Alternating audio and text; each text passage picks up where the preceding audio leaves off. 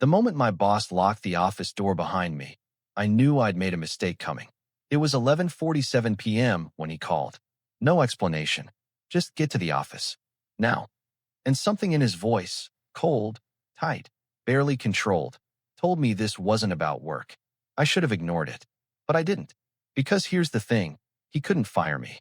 I wasn't just another employee. I was the one who saved his biggest deals, fixed his worst mistakes, and kept clients from walking out the door. If I disappeared, half his business would collapse within a month. So if he couldn't fire me, what could he do? That question sat in the back of my mind the entire drive through downtown Chicago. Empty streets, red lights blinking into nothing. The kind of silence that makes your thoughts louder than they should be. And all I could think about was Emily, his wife. Technically, she owned everything. The company, the contracts, the power. Daniel was just the face of it, the CEO. But Emily? She was the one who actually mattered. And yeah, I crossed a line.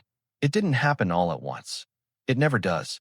It starts small, long conversations after meetings, inside jokes, the kind of eye contact that lasts just a second too long. Then one day you realize it's not harmless anymore. I never touched her. Not once. But flirting? Smiling? The tension? Yeah, that was real. And if Daniel found out? I exhaled slowly as I parked outside the building. One light was on. Top floor. His office. Of course. For a second, I just sat there, staring at it. Every instinct told me to leave. But I didn't. Because part of me thought maybe I was overthinking it. Maybe this was just some late-night crisis. Some deal gone wrong. Something fixable. I grabbed my keys and stepped out into the cold. The building felt dead inside. No reception, no noise, just the hum of fluorescent lights and my footsteps echoing off the floor. The elevator ride was worse. Each floor felt like a countdown. By the time I reached the top, my chest was tight. Not panic. Not yet. But something close. His office door was slightly open. Lights spilling into the hallway like a warning. I knocked once. "Come in," he said. His voice wasn't normal. Not calm. Not controlled. Something was off. I pushed the door open slowly. Daniel was standing by the window, his back to me. No jacket. Sleeves rolled up. A glass of something dark in his hand. He didn't turn around. "Close the door," he said. I hesitated. "Daniel, what's this about?" "Close. The door." There was something in the way he said it that made my stomach drop. I did it. The click of the lock echoed louder than it should have. That's when he finally turned around. And the look on his face. I'd never seen him like that before. Not angry. Worse. Personal. "You think I'm stupid?" he asked quietly. I frowned. "What?" He stepped closer. Slow. Measured. Like he was holding himself back. "You think I don't see the way you look at her?" My heart skipped. I tried to play it off. "I don't know what you're." "Don't," he snapped. The word hit like a slap. Silence filled the room. Then he laughed. But there was nothing funny about it. "She told me," he said. Everything inside me went cold. "What did she say?" He tilted his head, studying me like I was something he was trying to figure out how to break. "That you're harmless." That word hung in the air. Harmless. But the way he looked at me made it clear. He didn't believe that for a second. He took another step forward. And that's when I realized. This wasn't a conversation anymore. The second he said harmless, I knew things were about to go very wrong. Daniel didn't take his eyes off me. Not for a second. Like he was waiting for me to slip up, to confirm something he'd already decided was true. "You know what I think," he said, slowly setting his glass down on the desk. I didn't answer. "I think you got comfortable," he continued. "Too comfortable. Walking around like you own the place. Like there aren't consequences." Every word felt heavier than the last. "Daniel," I said carefully, keeping my voice steady. "If this is about Emily." He moved so fast I barely saw it. 1 second, he was across the room. The next, his hand slammed against the wall right next to my head. The impact echoed through the office. "Don't say her name," he hissed. My pulse spiked. Okay, this was bad. Not tense conversation bad. This was something else. I took a small step back, trying to create space. "You're overreacting." The second I said it, I regretted it. His jaw tightened. His eyes darkened. "Overreacting," he repeated quietly. That quiet tone was worse than shouting. "You flirt with my wife," he said, stepping closer again. "In my company, under my roof, and you think I'm overreacting?" I didn't. Don't lie to me. That one hit different. Because I knew I couldn't fully deny it. There was a long silence. the kind that stretches until it feels like it's pressing in on your chest. Then he laughed again. Short, sharp. You're lucky, you know that, he said. I frowned. Lucky? I can't fire you. There it was, out in the open. He pointed at me like he was presenting evidence in court. You bring in too much money. Too many clients trust you. If I cut you loose, half of them walk. I didn't say anything, because he was right. And she. He paused, jaw clenching, won't let me. That part surprised me, more than anything else he'd said. What do you mean? I asked before I could stop myself. His eyes snapped back to mine. She thinks you're valuable, he said coldly. Thinks you're important to the company. Something about the way he said it made it clear. This wasn't just about business. This was personal, deeply personal. And that's the problem, he added. The air in the room felt heavier now, thicker, like something was about to break. So let me get this straight, I said slowly, choosing my words carefully. You dragged me here in the middle of the night because you're angry? He tilted his head slightly. No, he said. Then he took a step closer. I brought you here because I needed to look you in the eye before I decide what to do with you. That sentence sent a chill down my spine. What to do with me? I repeated. He didn't answer right away. Instead, he rolled up his sleeves a little higher. That's when I noticed his hands. Tight, clenched, not nervous. Ready. You've been disrespecting me, he said. In my own house. In my own company. I didn't touch her, I said quickly. He smiled. But it wasn't relief. It was worse. That's what you think this is about, he asked. And suddenly I realized. This wasn't about whether something happened. It was about the fact that it could have. That I crossed a line he couldn't ignore. He stepped even closer. Now there was barely any space between us. I've watched you, he said quietly. The way you look at her. The way she looks back. My chest tightened. So he had noticed. All of it. You think I'm going to sit back and let that continue? He asked. I didn't answer. Because there was nothing I could say that would make this better. Another silence. Longer this time. He exhaled slowly. Then, he shoved me. Hard. I stumbled back, hitting the edge of his desk. Daniel, I started. He didn't let me finish. You don't get to say my name like we're equals, he snapped. And that's when it hit me. This wasn't just anger anymore. This was something he'd been holding in for a long time. And tonight, he finally decided to let it out. The second he shoved me, something inside me snapped from stay calm to this is real. I straightened up slowly, keeping my hands open, trying not to escalate it. Daniel, think about what you're doing. Wrong thing to say? He laughed again, but this time it sounded unstable. Oh, I've been thinking about this for a while. That hit harder than the shove. For a while. I repeated. Every time you stayed late, he said, pacing now, like he couldn't stand still. Every time she mentioned your name. Every time I walked into a room and the conversation stopped. My stomach dropped. So this wasn't tonight. This had been building. You think I didn't notice? He continued. You think I didn't see the way she defended you? The way she looks at you like you're different? I didn't answer. Because he was right. And he knew it. He suddenly stopped pacing. Then turned toward me. Fast. Before I could react, he grabbed the front of my shirt and slammed me back into the desk. Do you have any idea, he said through clenched teeth, what it's like to watch someone walk into your life and slowly take your place? I'm not. Shut up. His grip tightened. I could feel the tension in his hands. Not hesitation. Commitment. This was happening. You think this is about jealousy? He said. This is about respect. Then act like it. I shot back before I could stop myself. That was it. The line. His expression changed instantly. Something cold replaced the anger. And then, he swung. I barely managed to turn my head in time. His fist grazed my cheek instead of landing clean, but it still hit hard enough to make my ears ring. I stumbled sideways, catching myself on the chair. Daniel, stop. I snapped, adrenaline kicking in. But he wasn't listening anymore. He came at me again, faster this time. No warning. No words. Just another punch. This one I blocked. Barely. But the force still pushed me back into the wall. Get out, I said, breathing heavier now. Before this gets worse. But even as I said it, I knew. It already had. You don't tell me what to do, he said, stepping closer again. There was no control left in him now. No calculation. Just raw anger. You think being valuable makes you untouchable? He asked. I didn't respond. Because at that moment, I realized something terrifying. He didn't care anymore. Not about the company. Not about consequences. Not even about himself. He just wanted to hurt me. and that made him dangerous. He lunged again. This time, I didn't hold back. I grabbed his arm mid-swing and shoved him away, harder than before. He stumbled back, hitting his own desk. For a split second, we both froze, breathing heavy, staring at each other. Two people who had just crossed a line that couldn't be undone. "You just made this worse," he said quietly. I shook my head. "No, you did." Silence. Thick. Heavy.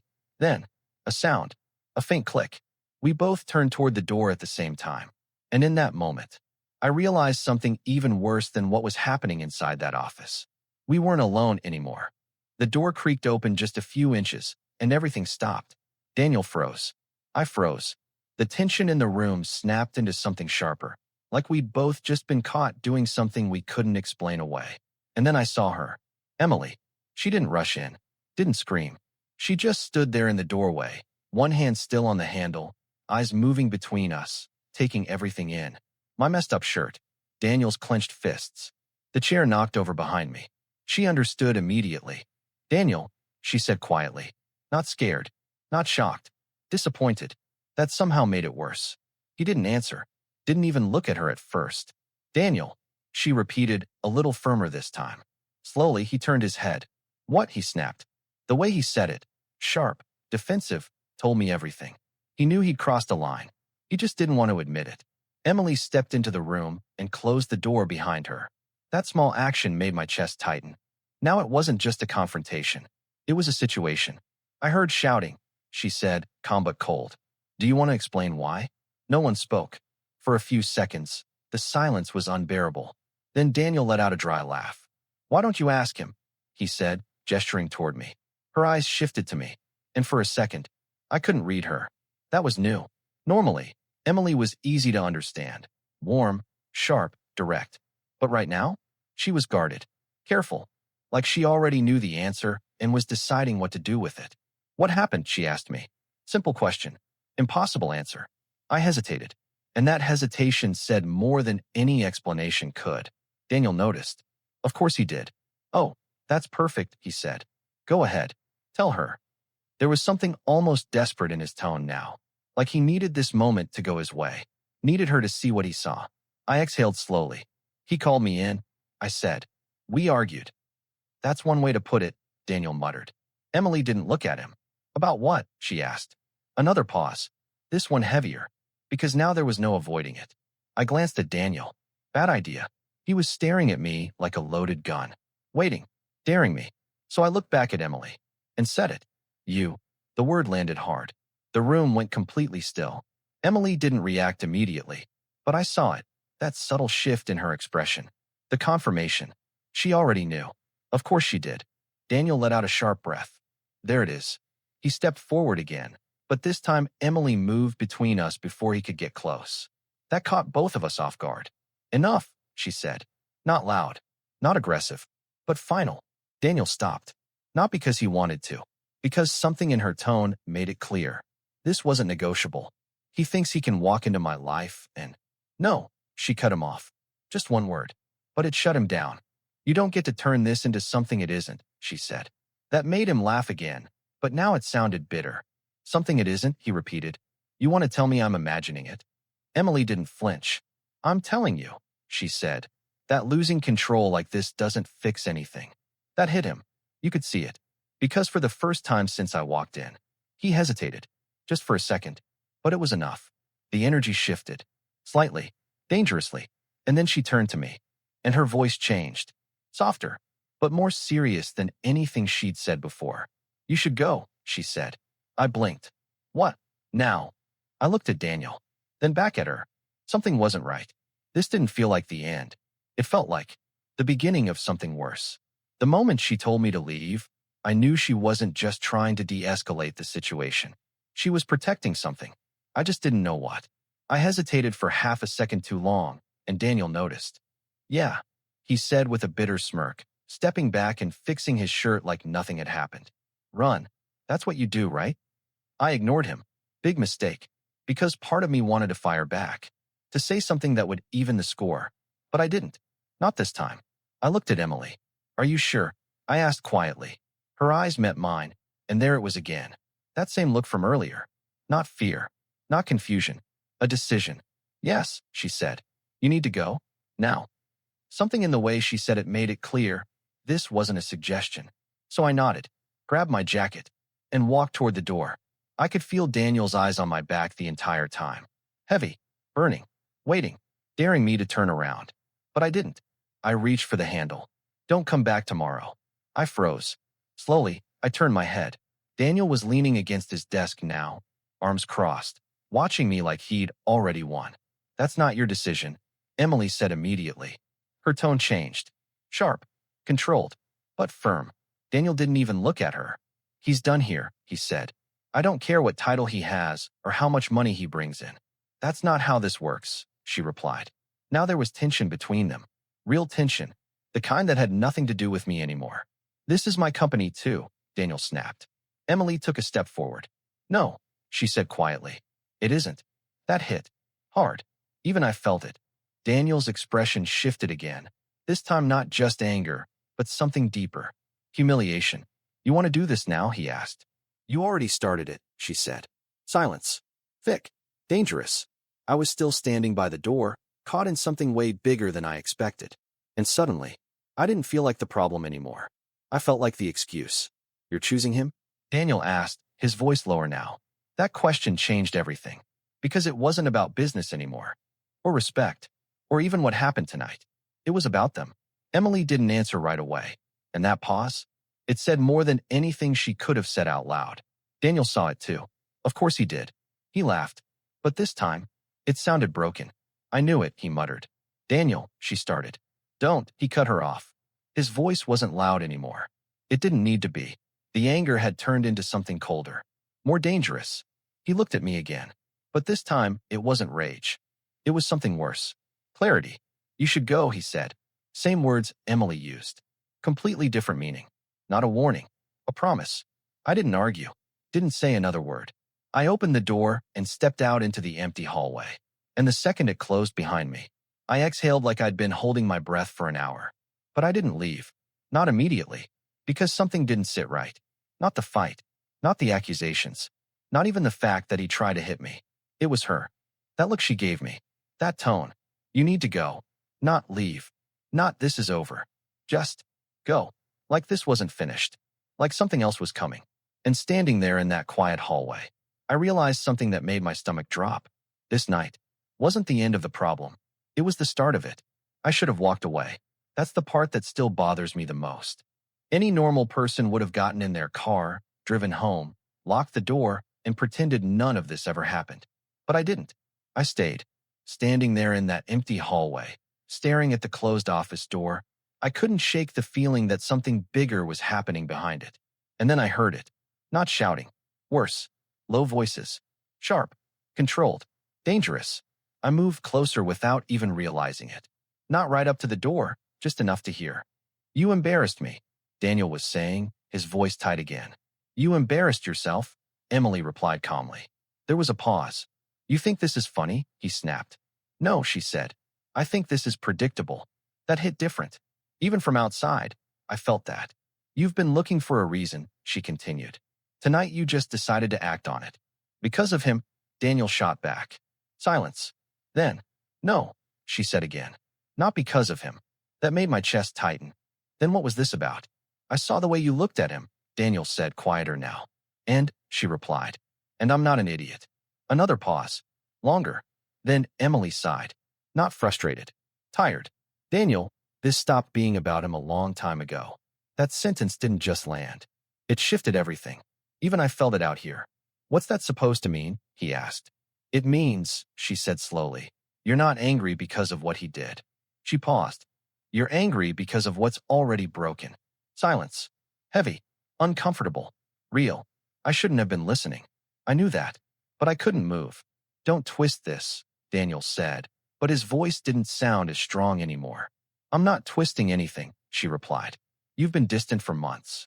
You've been looking for control wherever you can find it. That's not true. Then why tonight? She asked. No answer. That said everything. And you think hurting him fixes that? She added. There was movement inside. A chair scraping slightly. I didn't hurt him, Daniel muttered. You tried to. Silence again. Then, And you think he's innocent in all this? Daniel asked. I felt my stomach drop. Here it comes. I think, Emily said carefully, that he crossed a line. That stung, even though it was true. But so did you, she added. That, I didn't expect. There was a shift in the room again. I could feel it even through the door. You're defending him, Daniel said. I'm being honest. You're choosing him. I'm choosing reality. That argument wasn't about me anymore. Not really. I was just the spark. They were the fire. And then, footsteps. Coming closer. My heart jumped. I stepped back just in time as the door suddenly opened. Emily stood there. For a split second, we just stared at each other. She wasn't surprised to see me. That was the first thing I noticed. You didn't leave, she said quietly. It wasn't a question. I shook my head. I was about to. A lie. She knew it. But she didn't call me out. Instead, she stepped out into the hallway and closed the door behind her. Now it was just us.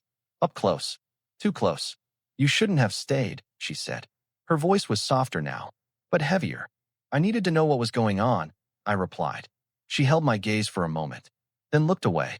That wasn't like her. This is bigger than you think, she said. I figured that, I muttered. Another pause. Then she looked back at me, and what she said next. That's what changed everything. He's not going to stop, she said. My chest tightened. What do you mean? I mean, she said slowly. Tonight wasn't about control. She stepped a little closer, lowered her voice. It was a warning. A cold feeling spread through me. A warning. I repeated. She nodded. And you didn't take it. The word warning didn't leave my head even as I walked out of the building. Not argument. Not mistake. Not loss of control. A warning. That changes everything. I stepped outside into the cold night air, expecting to feel relief. Instead, my chest felt tighter than it did inside that office. Because now it wasn't over. Now it was starting. Hey. Her voice stopped me halfway to my car. I turned. Emily was standing a few steps behind me, arms crossed, like she'd followed me out without fully deciding to. You really should go home, she said. I let out a dry breath. That's the plan. But neither of us moved. There was a pause. Heavy. Unfinished. You shouldn't come back tomorrow, she added. That caught me off guard. That doesn't sound like advice. It's not. I studied her face. She wasn't emotional. She wasn't nervous. She was certain. What are you not telling me? I asked. For a moment, she didn't answer. Then she stepped closer. You think tonight was about jealousy, she said quietly. It wasn't. Then what was it? She looked back at the building. At the dark windows above.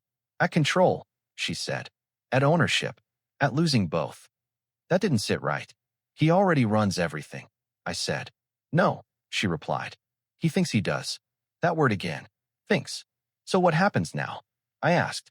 She looked at me. Straight. No hesitation this time. He's going to try to push you out, she said. Not officially. Not in a way that risks the company. A cold realization hit me. He's going to make it personal. She nodded. Yes. Silence. I ran a hand through my hair, trying to process it. Then why stop him? I asked. You could have just let him fire me. She held my gaze. And for the first time all night, she didn't look guarded. She looked honest. Because he can't, she said. And because you matter. That landed harder than anything else. Not because of what it meant for the job, but because of what it didn't say. We both felt it. Neither of us said it. I crossed a line, I admitted. Yes, she said. No hesitation. No sugarcoating. And I asked. And now you deal with the consequences, she replied. Fair enough. But then she added something I didn't expect. So does he. That shifted things. Because suddenly, this wasn't one-sided anymore. What are you going to do? I asked. She didn't answer right away. Instead, she looked back at the building one more time, like she was measuring something, deciding. Then she exhaled. I'm going to fix what should have been fixed a long time ago. That didn't sound small. That sounded like the beginning of a collapse. Does that involve me? I asked. She met my eyes again, and this time, there was no ambiguity. Yes. A long silence followed. Cars passing in the distance. Wind cutting through the street.